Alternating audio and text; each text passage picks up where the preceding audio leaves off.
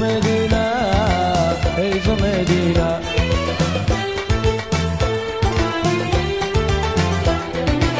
אנשים בוכים, מחירים עולים, לשלם מיסים וגם קופת חולים. אין כבר עבודה, הקופה ריקה, אין ממה לחיות, סגרו את הלשכה. בכנסת הם יושבים, עלינו הם עובדים, לקחו החסכונות, הלכו הפיצויים.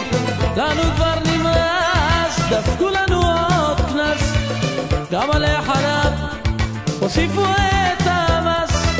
איזו מדינה, איזו מדינה, איזו מדינה מיוחדת במינה. ממשלה דורשת, כסף מבקשת, איזו מדינה, איזו מדינה.